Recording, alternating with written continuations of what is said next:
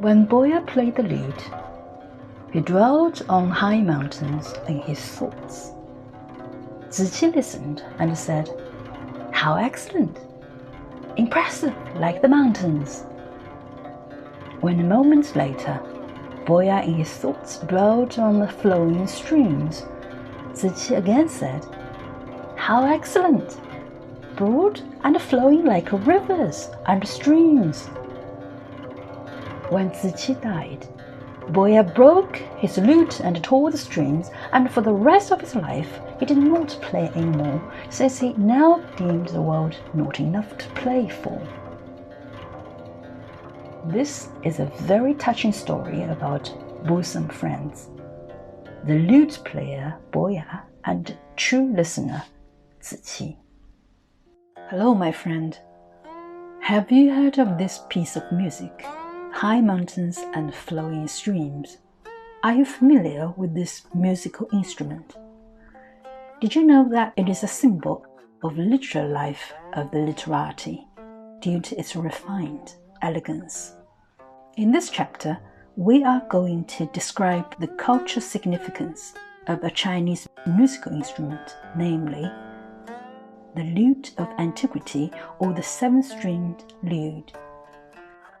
It is called Guqin in Chinese. Among the ancient four arts of the literati, Qin, Qi, Shu, Hua, Qin refers to Guqin. According to literary tradition, from the most ancient times, the Qin had two different functions. It can be played as a part of an orchestra on solemn occasions like ritual ceremony. It can also be played as a solo instrument for a player's own enjoyment. Due to its imposing age and charming tune, the Qin was revered as the instrument of the holy kings, and its music tones bequeathed by high antiquity. The classic Chinese conception of music includes two aspects, cosmological and political. Ancient sages believe that cosmological music belongs to heaven, while political music corresponds to what is cultivated by mankind. It is a means for perfecting the government and also for improving the individual. Fortunately, such a conception of music in ancient times can be traced back to annotations on music, which is part of the Book of Rites, one of the 5 classics of the Confucianist school. Throughout these renowned works, music is considered inseparable from the rites. In many areas, however, it is stressed that music is superior to the rites, mainly because music responds to heavenly harmony and the rites to earthly harmony. Let's see what is said about correlation between music and the rites. Music serves as a harmony of heaven and earth, while the rites constitute ranking of heaven and earth. Through harmony, all things are brought forth. Through ranking, all things are properly classified. Music comes from heaven. The rites are molded after earthly pursuits. Music aims at harmony and belongs to the higher divine beings, so it follows heaven. The rite aims to distinguish between differences and belongs to the lower spiritual beings, so it follows earth. Hence, the sages composed music in order that it might be correspond with heaven, and they instituted rites so that they might correspond with earth. When the rites and music are perfectly manifested, only then will heaven and earth be regulated. When man is born, he is serene, This is the nature of heaven. Experiencing contact with external things, he is moved, and in his nature, desire is created.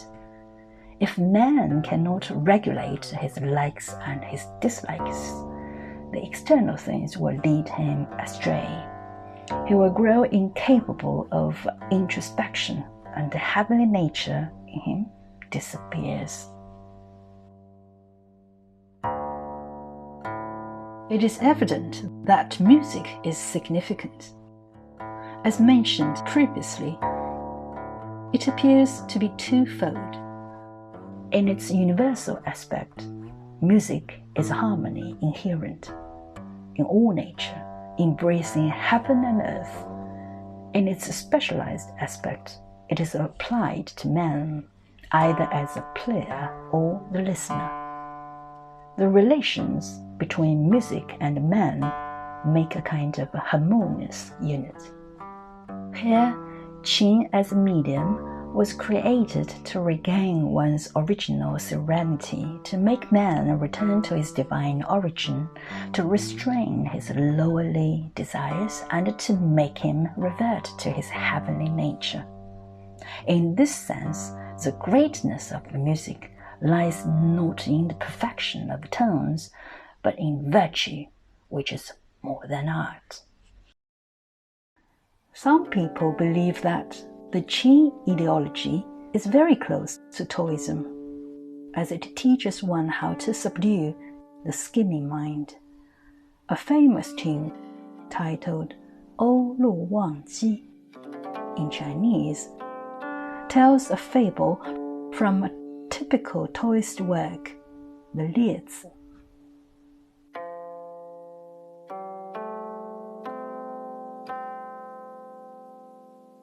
It is a famous lute tune composed during the Song dynasty. There was an old fisherman who used to take delight in long trips on the sea. The flocks of gulls were so used to him that he could pet them. His wife knew of this, and one evening when he came home, she said to him, "I like gulls. Why not bring one or two with you, so that I may enjoy looking at them?" At dawn, the fisherman went out, but the flocks of the gulls flew high and did not come down to him.